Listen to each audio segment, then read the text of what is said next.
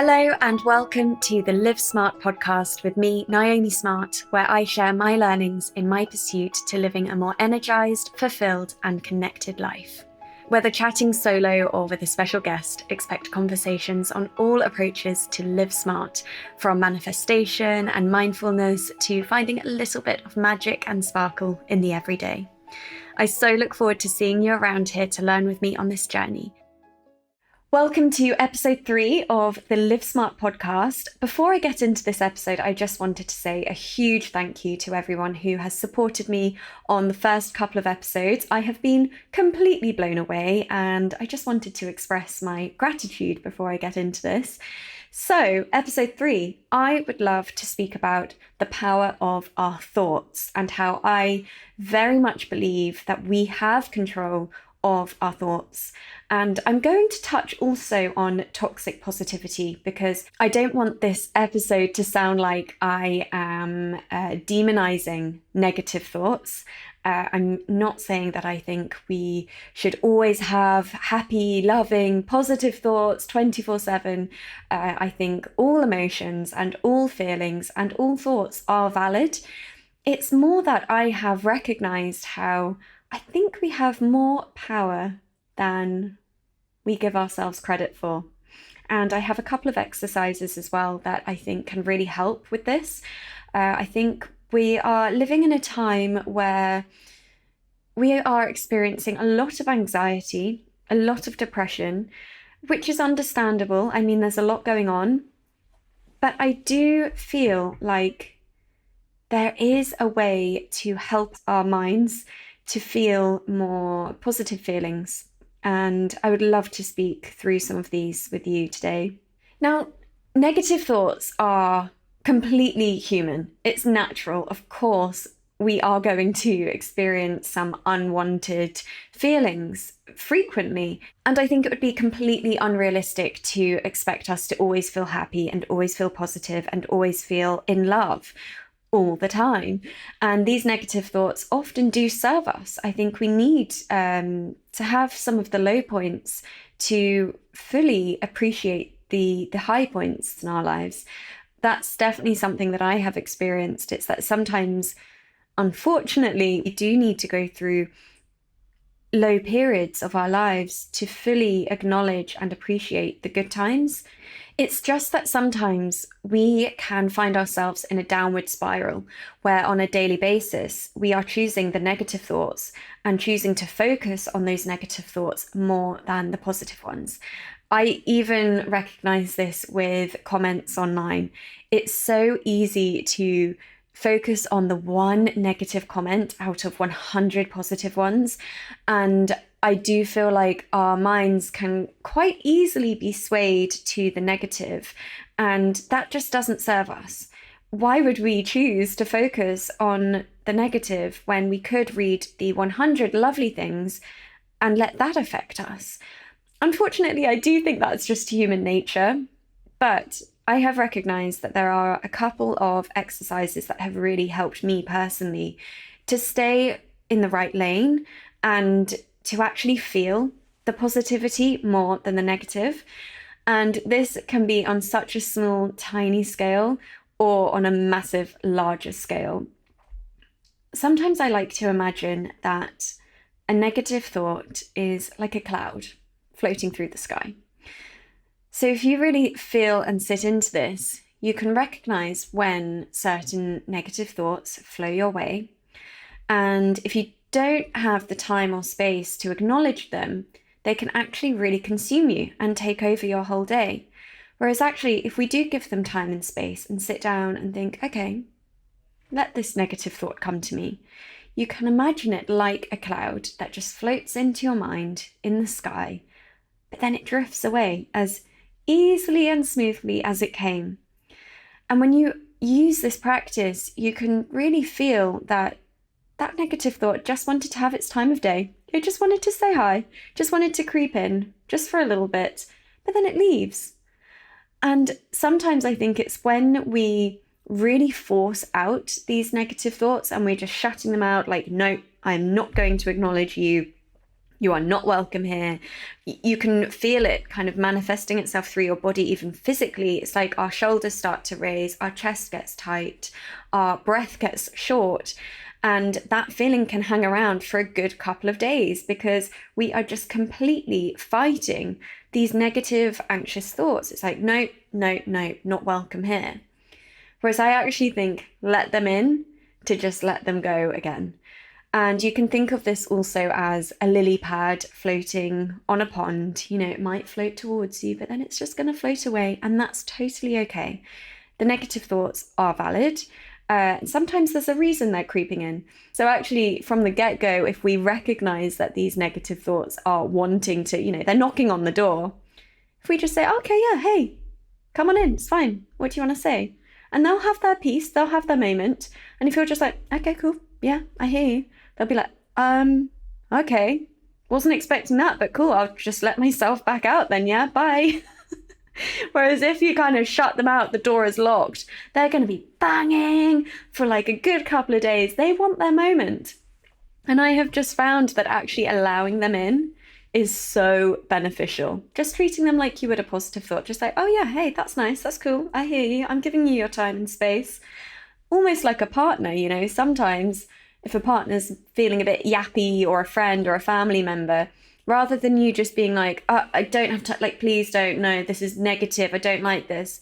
If you're just like, okay, yeah, what do you want to say? And they're like, they have their piece, right? And then if you're just like, okay, cool, yeah, I hear you, that's valid. You'll notice them literally like, oh, okay, well, I wasn't expecting that, but cool, thanks. And then they'll probably go away. They just want to express it. They want to unload. And I think sometimes we have that too. We just want to unload our negative thoughts. And rather than letting it build up and up inside, and you're getting tenser and tenser, and you're not allowing it in, you can find yourself actually taking it out on other people, on your partner, on your friend, on your colleague even. You can just find yourself snapping for no reason, and you're not even annoyed with what they're doing or saying. It's just that there's this kind of anger or sadness or something inside that you haven't been expressing or allowing to simmer up to the surface and release, that it will somehow find itself coming out. That's the problem, I think, with negative thoughts. If you don't give them the time of day, they don't back down easily. And it just builds up and up over time to the point that it will end up coming out in ways that aren't going to serve you or others around you. Now, I very much believe that we do have the choice to have kind thoughts. Now, this is actually slightly different to choosing positive thoughts because, as I've said, I think negative thoughts are valid. We just need to allow them in, and it's like, hey, yep, cool, you've had your piece, off you go, bye. Whereas actually choosing kindness is different. In those moments where we're feeling a bit agitated, maybe something has just been winding us up for the day and we just feel a bit stressed, which is completely normal, is completely valid. We all feel stressed. We all experience anger. We all experience sadness. Those unwanted thoughts or feelings and emotions, I think, are demonized, and they really shouldn't be. They're just as valid as happiness and love, and we all experience them. So please don't feel ashamed if you're experiencing anger. That is completely normal. We all do. I think it's in those moments, though, where we end up taking it out on others. That's where we actually have a choice. We can choose kindness in those moments. And I think this is almost self-awareness at its finest, is where you recognize that you are feeling stressed. You've maybe had a tough day or a tough year even. You're going through a lot. But it's in those moments where you recognize, okay, that's my own stuff that's going on. That's actually nothing to do with this person standing in front of me. And I'm going to choose kindness, and I'm going to address whatever is going on inside me later or another time. But now is not the time because, this person standing in front of me does not deserve for me to be projecting whatever's going on inside onto them. It's nothing to do with them. This is actually something that my partner Jamie and I have been practicing together. And it can happen on the smallest of moments that seem completely insignificant, but this is where I started calling it out with us. So, if you're walking down the street, you may be people watching and you see a stranger walking towards you who may be shouting really loudly or acting obnoxiously. And you might say something like, roll your eyes and think, oh, this person, they're being so obnoxious. They're being so loud. They are not respecting my personal space. This is really annoying, or that person is really annoying me right now. Instead of thinking those kinds of judging thoughts, let's just think, okay, maybe they're having a bad day. That's all right. We all have bad days. I'm just going to cross the street, so I'm not absorbing that kind of energy, but they're just doing them. I'm going to do me. That's the kind of time that I think we can really choose kindness. Or even, we've all been there, where you judge someone based on what they're wearing or what they're saying. And I think it's in those moments as well where we can just choose in our minds. There's literally a split second. Your mind will go one of two ways. You might start judging them for what they're wearing because you might not wear that. You're like, oh, have you seen what that person's wearing? Like, oh, wow. But instead of letting your mind go that way, think, that's really cool. I respect this person for expressing themselves. I personally wouldn't wear that, but I express myself in a different way. I really admire that person for wearing this outfit today. Or it might not be about another person at all. It might be that you wake up in the morning, you're feeling a little bit grouchy, you're kind of racing to get to the train station, you get to the platform and you just miss the train. Doors close, off it goes. Everyone's on there and you're like the last person left on the platform. You have this moment of like, oh, you feel the frustration, the anger, the stress, and that can immediately offset your day. That can actually affect your whole day. If you allow the stress to creep in and it's like, I can't believe I allowed myself to miss this train. You blame yourself. You might blame the train. You might blame the person that was walking slowly in front of you. You can just start spiraling, and that really can turn into a really nasty, stressful day. And you'll come back feeling the stress from the morning. You might even not recognize that that bad day was caused simply by missing the train. How about we choose kindness? How about we think, okay, I just missed that train. That is annoying, but actually, maybe I needed this moment to just take a breath. I actually was rushing here. I'm feeling tense. My shoulders are up by my ears and I'm feeling an immense amount of pressure. Why don't I just take this moment, the next couple of minutes, to just breathe? I'm going to allow my shoulders to relax. I'm going to take the biggest, longest, deepest breath that I have this morning. Okay. Actually, maybe that was a blessing that I missed that train, because otherwise I would have jumped on, I would have been checking my phone, I would have felt the tension still, I would still be in a rush. This is actually really nice. I've got the platform to myself now, and actually the next train is probably going to be quieter. Yeah, this is cool. You see how we can actually choose our thoughts? You can choose one way or the other.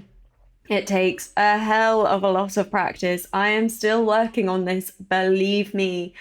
But it even happens in the most challenging of times. Imagine you're having a really great day and a friend walks in through the door and they start offloading onto you about whatever's going on in their life, but it's really, really tense, and you immediately feel yourself absorbing that kind of energy. Because that happens, right? You can be having a great day and you come into contact with someone that is just on a different frequency. You absorb it. So instead of then just, allowing this offloading to go onto you too, you can choose kindness. Give that person space, like you would your negative thoughts now with the lily pads and the clouds that float in and float out. You can do that with other people's energy too. It's like, okay, I'm going to allow this to float in and allow this to float out. You give that person the time and space that they clearly need right now. And as a friend, of course, we're going to sit and listen.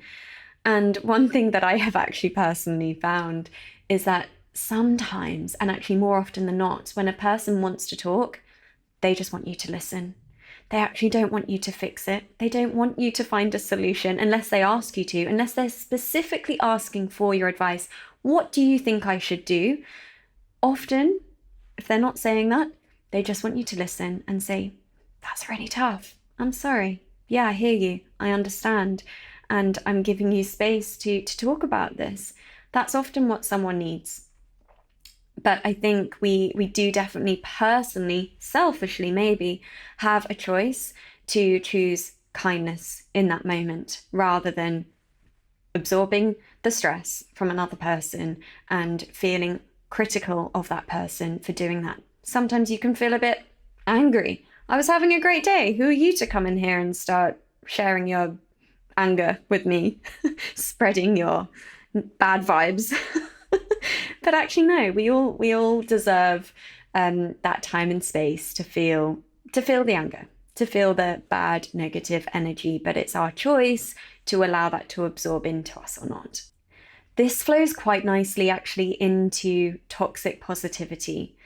Now, I touched on this at the beginning, and it's something that I'm actually fascinated by because I have definitely been in this space before. So, toxic positivity is where we don't allow ourselves to think or feel negative emotions.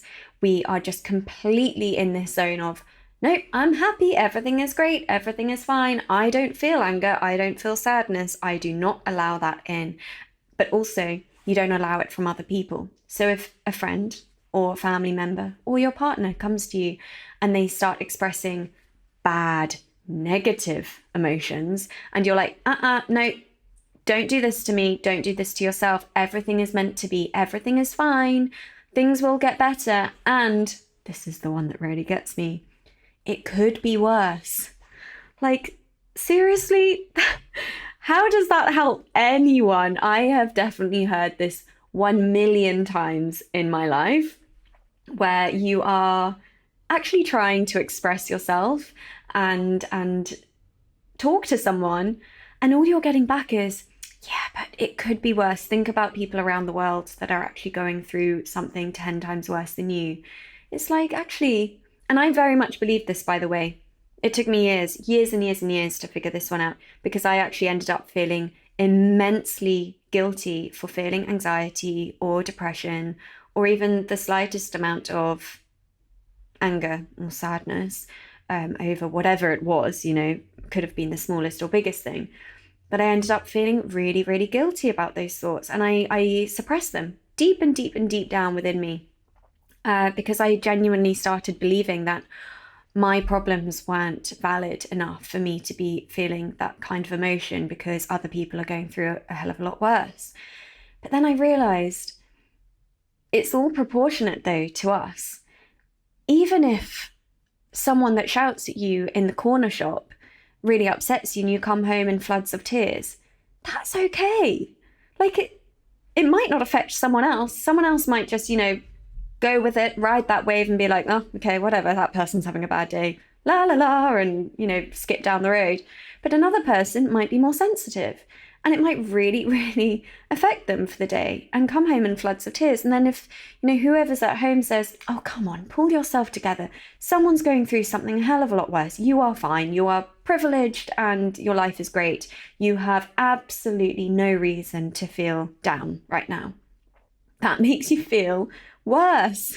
And then you end up thinking, oh, I'm such a bad person for feeling sad about this. But they're so right. Who am I to feel sad when my life is meant to be so great? And, a million people would love to be in my shoes right now. That's not okay. That actually breaks my heart. Actually breaks my heart, and it breaks my own heart because that's a place that I've been in before. You don't feel worthy of feeling bad emotions, but you are, we are, I am, you are, we are worthy of being sad sometimes. We're worthy of feeling waves of depression or anger and stress and overwhelm. Completely worthy. We all are as human beings.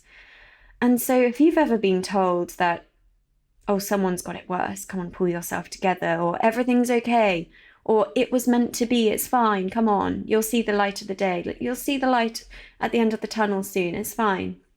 You'll completely understand what I'm expressing here, because in those moments, I think all we want to hear is, that's okay.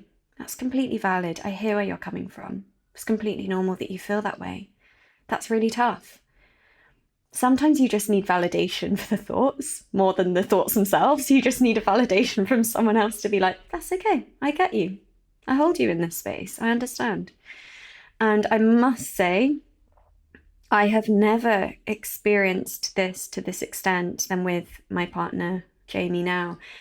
I can be feeling so stressed, like, ladies, PMS, like, wow, we can turn into another person for a good couple of days where, I mean, my thoughts personally completely spiral and I will just be like the most negative person in the world.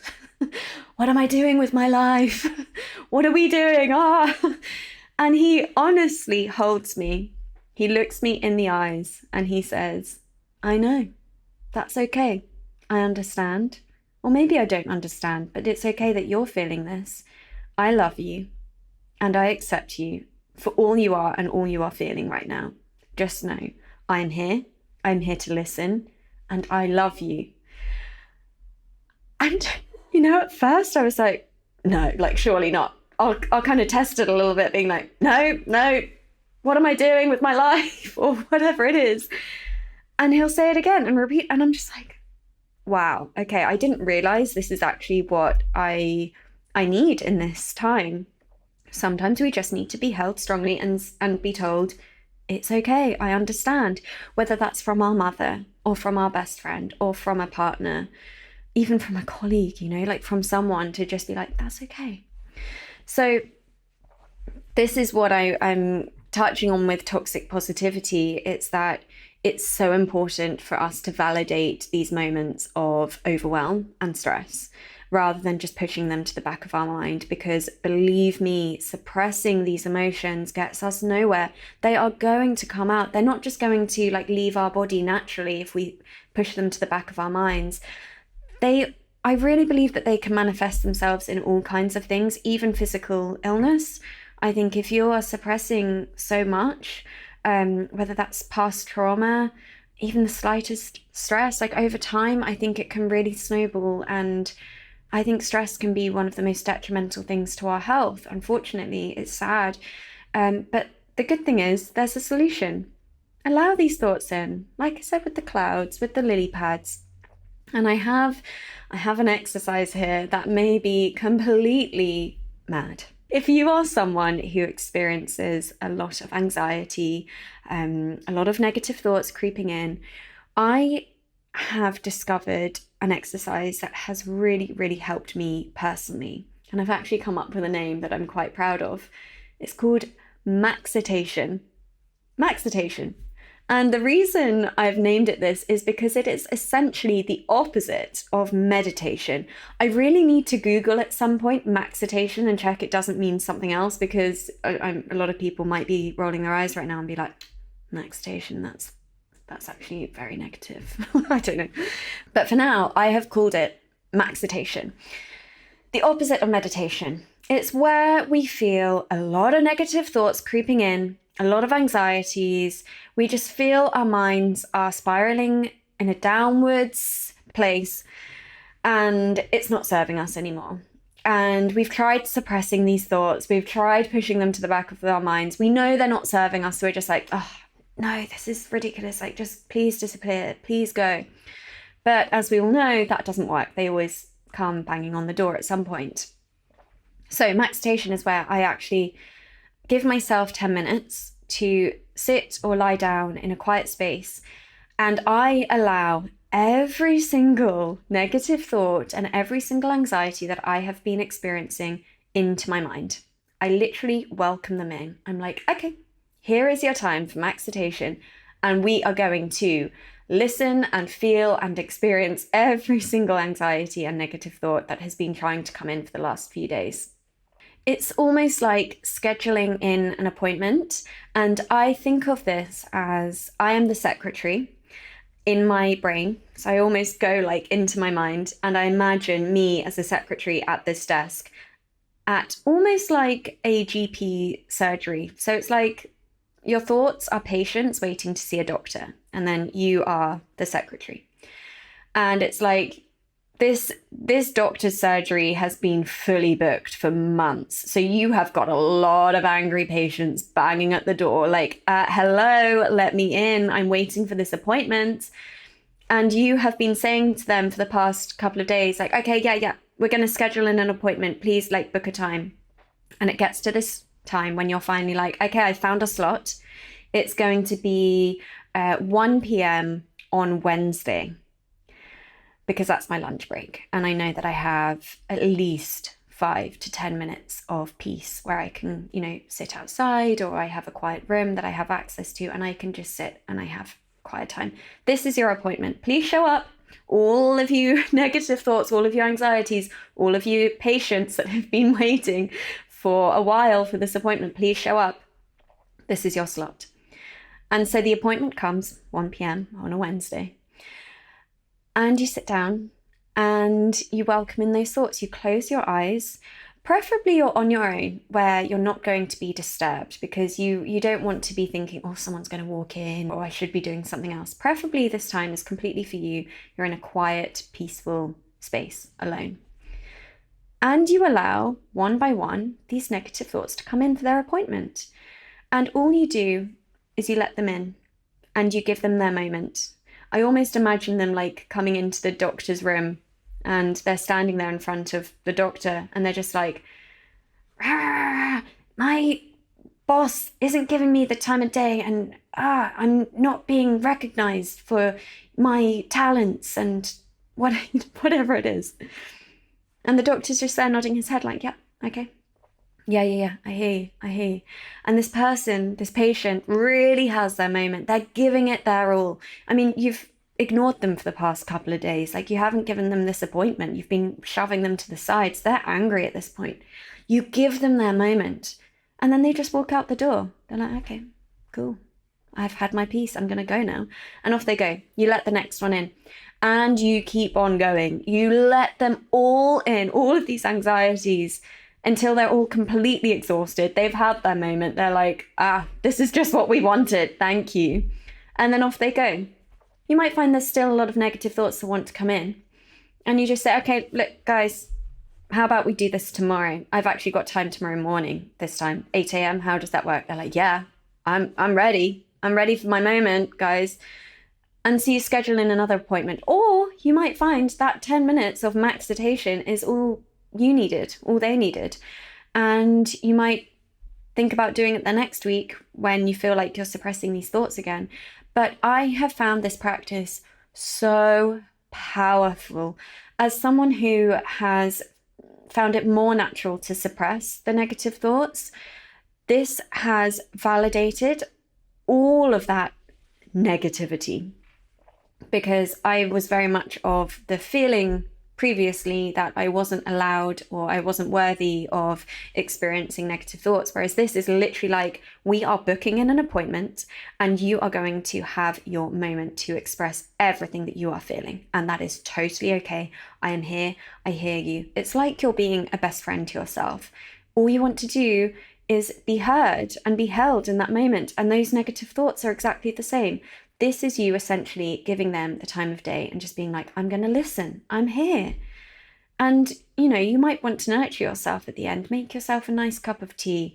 Give yourself a hug. Like, no one's there. You've got this like private space to yourself, right? So at the end, just hug yourself or be kind to yourself. What I tend to do, because this can be a lot, you're essentially letting in the anxieties, and you might find your heart racing. You might find yourself experiencing anxiety that is incredibly uncomfortable, but it's only for these next 10 minutes.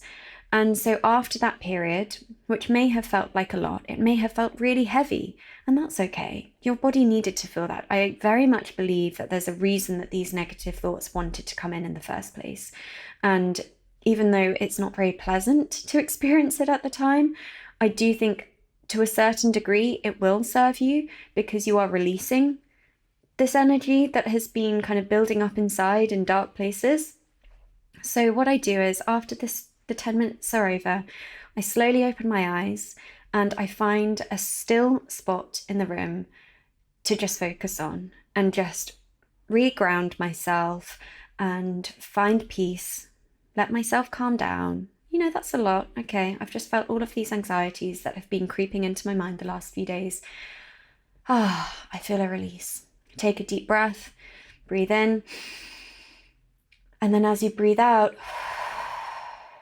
visualize you letting out all of those anxieties, all of that depression, even letting out those patients that have been waiting, that have been banging on the door like a mob outside. Breathe them out and then see how you feel.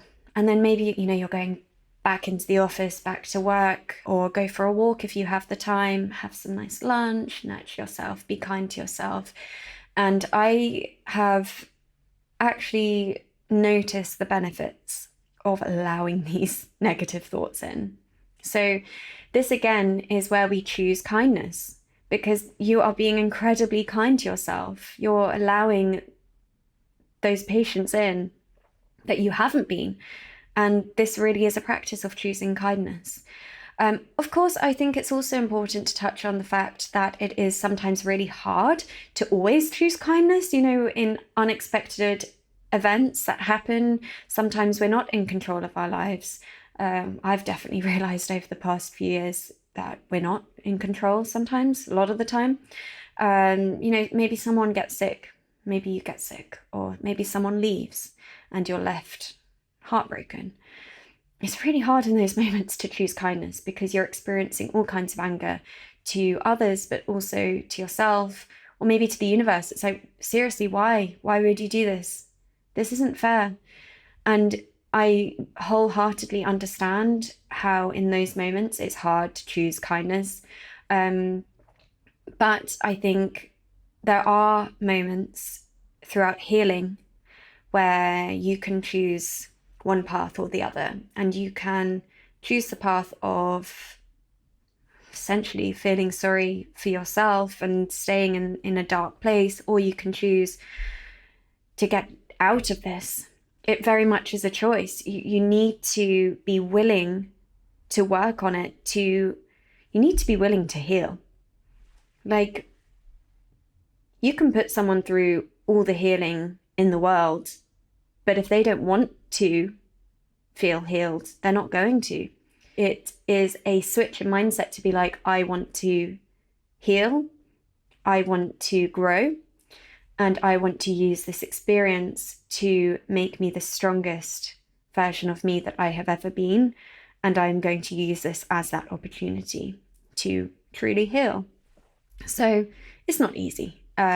Choosing kindness isn't easy. Choosing kindness to yourself, I think, is actually harder. Sometimes it's easier to be kind to others than it is to us.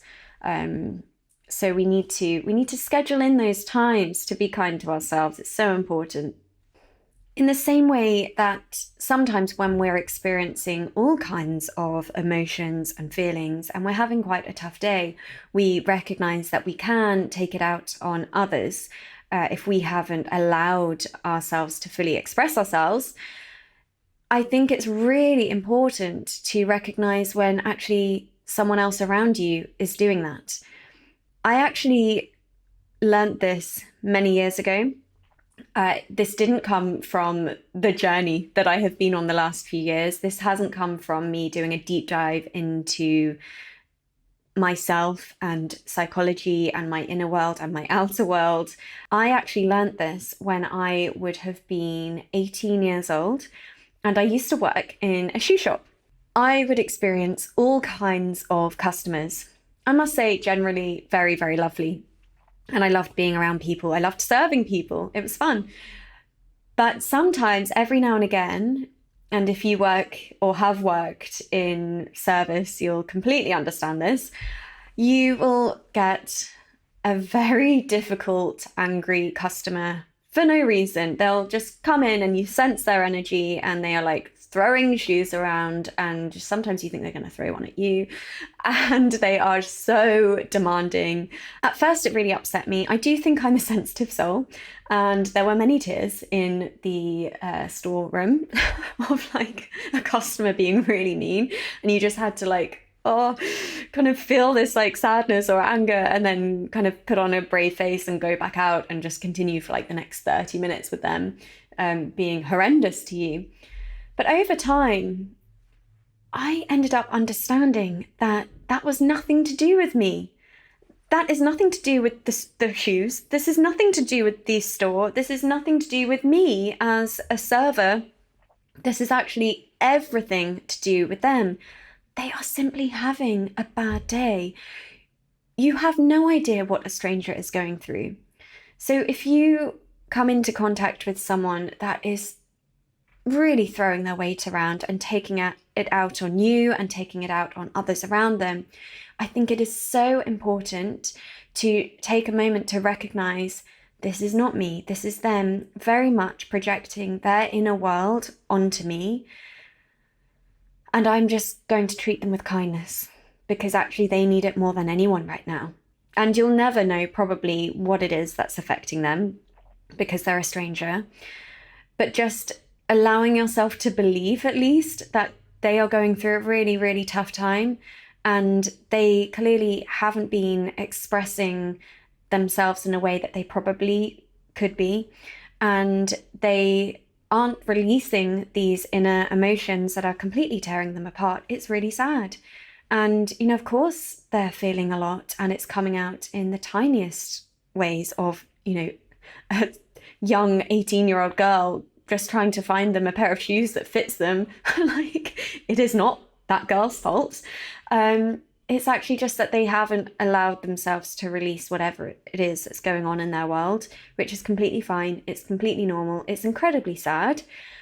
But if we just accept that this is them projecting that onto us and it's nothing to do with us, it can be huge. It can affect your life in a way that you just wouldn't believe. I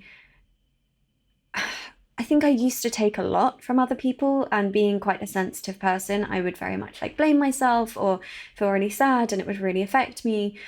But then there is a moment where when you recognize this isn't anything to do with me, it's all them, you're not taking on other people's energy anymore. It's like energetic hygiene in a way of just like, these are my boundaries. This is my energy. Yours is very, very different right now, but I am not going to allow yours to be a disease to mine. Like, whatever you're going through, like, fine, but I'm not actually going to allow that to affect me personally. I'm actually just going to show you kindness right now because that's what you need. It's really, really hard, especially if it's actually coming from a loved one. I think it's easier if it's a stranger, like the example I've given, but if it's a partner that's doing this to you, that is having a really tough time at work or just privately, and they are not releasing or expressing these emotions in a way that they could, and they're taking it out on you because you are the closest person to them, it's incredibly hurtful. And of course, it's only natural to take that personally, but I think gaining this kind of self-awareness can help in awareness of what other people are going through. And sometimes you just need to give that person space to offload. I don't think it's right to be cruel to your partner. Like, I don't think we should absorb that kind of energy from anyone. And that's where personal energetic hygiene is so important. But to recognize my partner or my loved one is going through a lot right now, they don't mean what they're saying right now. They just haven't given themselves space. And I'm actually going to allow them to have space now to express everything that's going on without them taking this out on me. That is so important. And don't forget how important that is for you to do as well, to actually come home and say to your loved one, I'm feeling a lot. I really don't want this to manifest in a way that I am taking it out on you because you are the closest person to me and I deeply love you and I feel safe with you and we're very close. It would be quite easy for this stress to start coming out and me projecting it onto you. So instead, I would really love a few minutes tonight to just talk. I don't need any answers. I don't need any advice. I don't need you to fix it or find a solution. I just want you to listen. And I'm just going to talk. And I think you'll find that, of course, your partner will say, yeah, absolutely. Like if they're the right person for you, they will completely understand and they will just sit there and listen. And that's sometimes all we need. We just need someone to listen and hear us and validate our emotions. Moving on to the Q&A section of my episode. I love this part. This is called If I Were You, and I am going to answer a couple of questions that my followers have submitted onto Instagram. Don't forget you can submit your questions just by DMing me on Instagram for the next episode. I always release in my stories what the topic is about, and there's a little question section there. So submit them. Look out for it. So the first question is, how to not be scared of your thoughts going to dark places and not finding a way back? I would say the number one thing is to surrender and actually say, okay, mind, I'm going to allow these thoughts in. Let's actually surrender and listen to what's coming up. This is like the maxitation that I spoke about. That is essentially surrendering, and you're allowing whatever is coming to you. I very much do feel like there's a reason that you'll be having these kinds of thoughts. There's something there, and you're only going to find the root of those thoughts if you allow them in and surrender. And sometimes it's really scary. And that feeling of anxiety is not one that we want to choose to have. But I believe that it's going to be creeping in if we don't address it anyway. So to just find a time to surrender and feel it all is so important. And also think of them as the clouds and the lily pads, like floating in. You allow them in and they're just going to drift off on their own anyway. I think it's important to understand that we have full control of our minds. No one else is in our mind. No one else can read our minds. No one else has access to our minds. We do, and we do have control of our minds. So that can feel very empowering when we realize that. Also, I would say journaling is such a great exercise to just scribble down everything that you're feeling, and then often it's like, oh, that was such a release. Thanks. The next question is, can I think myself into a new job? I love this question. Yes, I very much do believe that we can. This is manifestation. And I very much believe that if we start believing that we already have something, in this case, it's a new job, so start acting like you have that new job, it can be incredibly powerful. So almost meditate into, what does it feel like to have this new job? What would you wear? How would you talk? How would you act? And start imagining your life with this new job. And I truly believe that your reality can turn into those thoughts. It's an incredibly powerful practice. So I do believe that you can think yourself into a new job. The third question is, what do you think of manifestation? I'm torn between helpful tool and elitist BS, to be honest. I do hear you. I've definitely been in a space before where I have felt that manifestation, I've just rolled my eyes at it as like, how can someone say that you just simply need to imagine £1 million and then it will turn up into your bank? It just sounded completely ludicrous to me. And also, I get what you're saying, like elitist. Oh, it's, all very well and good, you, a millionaire, saying that you just imagined £1 million. Like, cool. I don't think everyone can do this, otherwise we would all have it. But I think the power of our thoughts is immense, and I don't think we have even scratched the surface with the power that we have with our thoughts. I genuinely believe that everything that I have achieved has come because I have believed it can.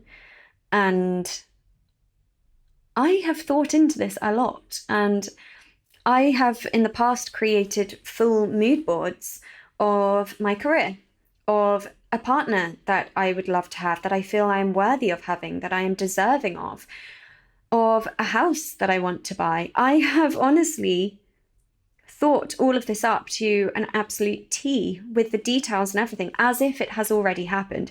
It's not like I wish for this, I want this. It's like, no, I'm going to have this. This is my future self. I'm going to have a partner that I deserve. It's an interesting one to think, is manifestation real? It's like, is it magic or logic? Is it a placebo effect, or does it really work? To be honest, for me personally, I'm like, does it matter? Like, it's working. Manifestation works, whether it is a placebo. Like, let's just say, okay, if you put yourself in the mindset of your future self, your reality reflects that. Well, that kind of makes sense logically, because you're so focused on where you want to go. It's like tunnel vision. It's like, yeah, that's the job that I want. This is the career that I want. You are going to be so focused then on working towards that and actually taking the steps to get there. So that's a more logical way of looking at manifestation. And maybe that is what it is. Whether it's magic or more practical and logical, for me, I'm like, it doesn't matter. Like, it works, you know? So that's my kind of take on it. I do believe in manifestation. And then the last question is the reverse true? Can bad things happen to us by bad thoughts? Unfortunately, yes, I do think that's true. Bad thoughts limit us. So if we are thinking, oh, I'm never going to get a promotion, I'm never going to build my career, I'm never going to find a partner like my friend has, and oh, I'm never going to be as pretty as that person, I'm never going to dress as well as that person, I'm never going to have that car, those kind of thoughts, I do think your reality will reflect it. It's like annoying, but it's true, because you're essentially limiting yourself. They're limiting beliefs on yourself. So if you don't think you're worthy of it, I really don't think it's just going to happen. Like, these things don't just happen by chance or by luck. Sometimes they can, but like, I think we need to believe that we're worthy of them, because what if you're in that kind of limiting mindset of, I don't deserve that kind of person, and then the next day you meet this dream man that you're just like head over heels for instantly, and he comes over and starts talking to you. If you don't think that you're worthy of that kind of man or woman, if you don't think you're that deserving of that kind of partner, you're not going to be open to that kind of love. You're going to think, no, I can't, no, this person surely is not interested. Like, me, seriously, like, look at me in the mirror. I see myself and I'm disgusting. I am not deserving of this. And you will actually shut that down. Even if you don't verbally shut it down, energetically, it's not going to work, because that person will feel that. I think there's so much in terms of chemistry, connection, that comes down to energy. And if your energy is not open to that kind of love or partnership because you don't think you're worthy and deserving of it, it's just not going to happen. Like, it's going to clash. Whereas when you are in a place of feeling like you are deserving, you are strong, you are beautiful, you are powerful, and you are worthy of this kind of partnership, when this person walks in and comes into contact with you, you will be radiating that kind of energy. And if this person is in the same kind of zone, the same kind of frequency, it will be like you're magnetized, because you truly believe that you are worthy of this kind of love and partnership.